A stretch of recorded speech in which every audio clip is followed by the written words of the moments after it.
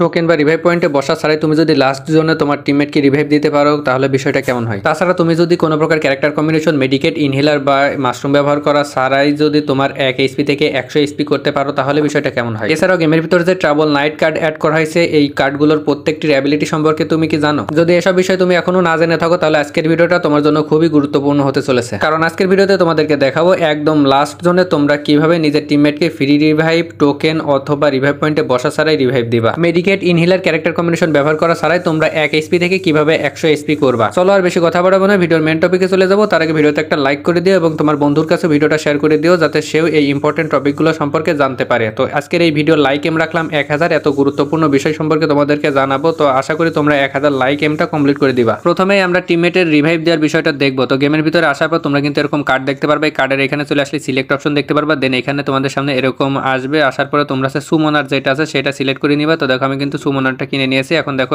নিচের দিকে চার্জ হচ্ছে, এটা যখন চার্জ হবে তখন কিন্তু অন্যরকম দেখাবে। তো রিভাইভ দেওয়ার বিষয়টা ক্লিয়ার করার জন্য আমার টিমমেটকে বলেছিলাম উপর থেকে জাম্প করার জন্য, সে জাম্প করলে এবং ডাউন হয়ে গেল, তাকে বললাম ফিনিশ হয়ে যাওয়ার জন্য, সে কিন্তু ফিনিশ হয়ে গেল। এখন তাকে আমি রিভাইভ দেবো। এখন দেখো আমার কাছে যে টোকেন আছে টোকেনটা ফেলাই দিলাম, আমি কিন্তু ভেন্ডিং মেশিনের কাছেও নেই, এবার রিভাইভ পয়েন্টেও নেই। তো দেখো লুট বক্সের কাছে যখনই গেলাম তখন কিন্তু রিভাইভ একটা অপশন দেখতে পারলাম, আর সেই রিভাইভ অপশনের উপর চাপ দেওয়ার পরে দেখো ক্যারেক্টারটা এরকম নাচতেছে, আর যখন নাচা শেষ হয়ে যাবে তখন কিন্তু অটোমেটিক টিমমেটটা রিভাইভ হয়ে গেল। ম্যাচের ভিতরে তোমরা ট্রাবল নাইট কার্ডের থেকে যদি সুমনার রোলটা নাও তাহলে তোমরা টিমমেটকে দুই জায়গা থেকে রিভাইভ দিতে পারবে। একটা হচ্ছে লুট বক্স থেকে যেটা তোমাদের মাত্রই দেখালাম, আর একটা হচ্ছে ট্রাবল নাইট কার্ড যেখানে থাকবে সেইখান থেকে তোমরা রিভাইভ দিতে পারবা। সেটাও চলো তোমাদেরকে দেখাচ্ছি। তো দেখো অলরেডি আমার দুইটা টিমমেট কিন্তু মরে গেছে, আর একটা টিমমেট বেঁচে আছে, ওইদিকে ফাইট নিছিল, সেও কিন্তু মরে যায় এবং আমি কিন্তু লাস্ট জোনে আছি। তোমরা যদি স্ক্রিনের উপর খেয়াল করবা দেখবে আমি কিন্তু লাস্ট জোনে আছি কাটুলিস্টিয়া। এখানে দেখো ট্রাবল নাইট কার্ড আছে, আর কার্ডের পাশে দেখো রিভাইভ অপশন রয়েছে। এখন আমি যদি এই রিভাইভ অপশনের উপর চাপ দিই তাহলে ক্যারেক্টারটা ঠিক আগের মতোই নাচানাচি করবে, আর নাচানাচি করার পরে দেখো অটোমেটিক আমার টিমমেট তিনটাই রিভাইভ হয়ে গেল। তোমরা যদি খেয়াল করো দেখতে পারো আমার কাছে কিন্তু কোনো টোকেন নাই, টোকেন ছাড়াই এবং রিভাইভ পয়েন্টে বসা ছাড়াই দেখো লাস্ট জোনে কিন্তু আমি আমার তিনটা টিমমেটকে রিভাইভ দিয়ে দিয়েছি। এই বিষয়ে তোমরা যদি আগে থেকে জেনে থাকো তাহলে কমেন্টে ইয়েস লেখো, আর যারা জানো না তারা কমেন্টে নো লেখো। ম্যাচের ভিতর এই যে ট্রাবল নাইট কার্ড দেওয়া হয়েছে, এই কার্ডের ভিতর কিন্তু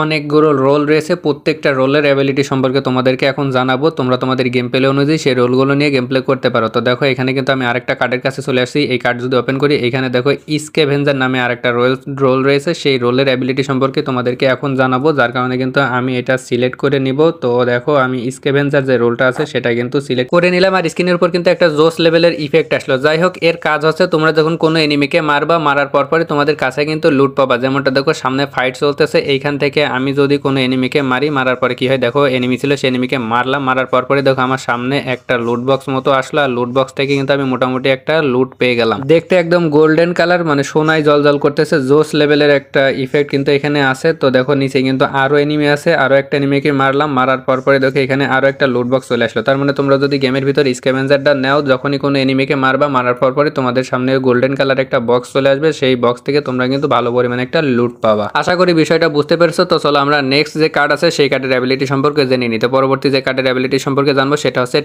ট্রেকারের কথা তো শুনে বুঝতেই পারছো যে এনিমির লোকেশন আমাদেরকে রিভিল করে দেবে। তো মাত্রই দেখো আমরা ট্রেকারটা নিয়েছি, আমার আশেপাশে এনিমি আছে, সেই এনিমির লোকেশন কিন্তু শেয়ার করতেছে না, কারণ এই যে ট্রেকারটা নিয়েছি তার কিন্তু এখনো চার্জ ফুল হয় নাই। যখন চার্জটা ফুল হয়ে যাবে তখন কিন্তু এনিমির লোকেশনটা বলে দেবে, তবে সব এনিমির লোকেশন কিন্তু বলবে না। যাদের যেসব এনিমির এইচপি ফুল থাকবে সেই সব এনিমির লোকেশন কিন্তু দেখাবে না, যাদের এইচপি কম থাকবে তাদের লোকেশনটাই শুধুমাত্র দেখাবে। যতক্ষণ এর চার্জ ফুল হচ্ছে ততক্ষণ কিন্তু এই ট্রেকারের অ্যাবিলিটিটা দেখতে অনেক নিভা লাগবে, আর যখনই চার্জ ফুল হয়ে যাবে তখন কিন্তু একদম ওর যে দাঁতগুলো আছে সেগুলো একদম লাল হয়ে যাবে। তো দেখো এখানে কাজ কিন্তু শুরু হয়ে গেছে, একটা লোকেশন দিয়ে দিচ্ছে, মানে সামনে এনিমি আছে এটার কিন্তু মার্কও করে দিচ্ছে। এই এনিমির হয়তো হেলথ কম আছে যার কারণে কিন্তু লোকেশনটা শেয়ার করছে। যাই হোক বট হোক আর যাই হোক, দেখো এমন নেট নেই, আমি এটাকে মেরে দিলাম। মারার পর এর লুট বক্স থেকে কিছু পরিমাণ লুট তো আমার নিতে হবে, কারণ আমার ফুল লুট নাই, যার কারণে আমি কিন্তু চলে আসলাম লুট বক্সের থেকে কিছু পরিমাণ লুট করে নিলাম। আর পিছন থেকে দেখো কে যেন ড্যামেজ দিল, ড্যামেজ দেওয়ার পরে ওইখানে দেখো একটা এনিমি আছে, সেই এনিমি কিন্তু লোকেশন শেয়ার করছে না, কারণ ওই এনিমির এইচপি কিন্তু ফুল আছে। এর লোকেশন তখনই রিভিল করবে যখন এর হেলথ কম থাকবে, যার কারণে দেখো আমি অল্প পরিমাণ ড্যামেজ দিলাম তোমাদেরকে বোঝানোর ক্ষেত্রে। ড্যামেজ দেওয়ার পরপরে এর হেলথ যখনই কম হয়ে গেল, কম হওয়ার পরপরে দেখো ওটাকে মার্ক করে দিয়েছে, সাথে সাথে দেখো কোন দিকে দৌড়াচ্ছে সেটারও কিন্তু একটা মার্ক করে দিয়েছে, মানে লোকেশন দিয়ে দিচ্ছে। যাই হোক বট পড়েছে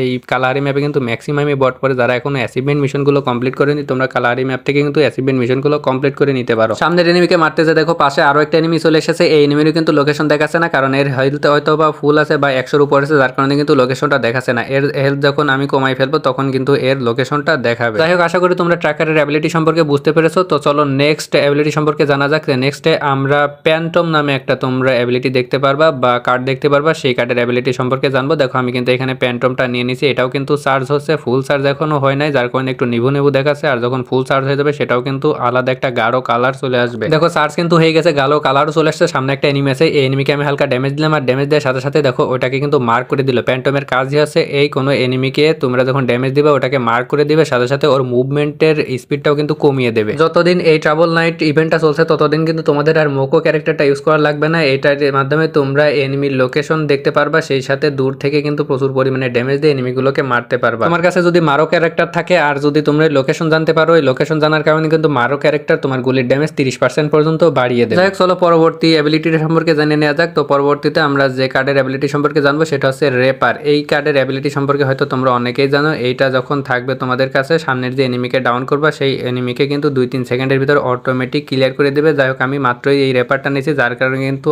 আমার এইটার এখনো ফুল চার্জ হয় নাই, ফলে কোনো এনিমিকে ডাউন করার পরেও কিন্তু এর অ্যাবিলিটিটা ইউজ করতে পারছি না। আশেপাশে কিন্তু অনেক বট পড়েছে। কেন ক্লাসিক ম্যাচ স্কার্ট দিয়েছিলাম, আর ক্লাসিক ম্যাচে যে বারমুডা ম্যাপে এত পরিমাণ বট পড়বে আমি ভাবতেও পারিনি। আগেতে জানলে আমি হচ্ছে ক্যারেক্টার কম্বিনেশনটা সাজাই নিয়ে আসতাম যাতে অ্যাচিভমেন্ট মিশনগুলো কমপ্লিট করতে পারি। তো দেখো এই বটটাকে মারলাম, মারার পর আমার ক্যারেক্টার অ্যাবিলিটিটা মানে ওইটা চার্জ হয়ে গেছিল। চার্জ হওয়ার পর দেখো এখানে কুদাল মতো ওর মাথার উপর ছিল এবং ওই এনিমিকে অটোমেটিক ক্লিয়ার করে দিল। এই যে রেপারটা আছে এটা কিন্তু অনেকটা রাফাইল ক্যারেক্টারের মতো কাজ করবে। রাফাইল ক্যারেক্টার ইউজ করে তোমরা যখন মার্কসম্যান রাইফেল বা স্নাইপার দিয়ে কোনো এনিমিকে মারো তখন কিন্তু অটোমেটিক খুব দ্রুত ওই এনিমিটা ফিনিশ হয়ে যায়। রেপারটাও ঠিক এরকম, তোমরা যখন কোনো এনিমিকে ডাউন করবা, ডাউন করার পরে এনিমিটা কিন্তু 2-3 সেকেন্ডের ভিতর অটোমেটিক ফিনিশ হয়ে যাবে। তার টিমমেট কিন্তু রিভাইভ দেওয়ার সুযোগ পাবে না, একেবারে সুযোগ পাবে না। তা বললে ভুল হবে, যদি তার টিমমেট 2-3 মিটারের ভিতর থাকে তাহলে রিভাইভটা দিতে পারবে, আর যদি 10 মিটারের ওই পাশে থাকে তাহলে কিন্তু ওই এনিমির টিমমেট এনিমিকে রিভাইভ দিতে পারবে না। খুব দ্রুত 3-4 সেকেন্ডের ভিতরে কিন্তু রেপারের অ্যাবিলিটিটা এনিমিকে মেরে দিবে। রাফাইল ক্যারেক্টারের সাথে একটু পার্থক্য, সেটা হচ্ছে রাফাইল ক্যারেক্টার ব্যবহার করলে গুলিতে সাইলেন্সার লাগে, আর এই রেপার ব্যবহার করলে সাইলেন্সারটা লাগবে না। এই তাছাড়া বাদবাকি কাজ কিন্তু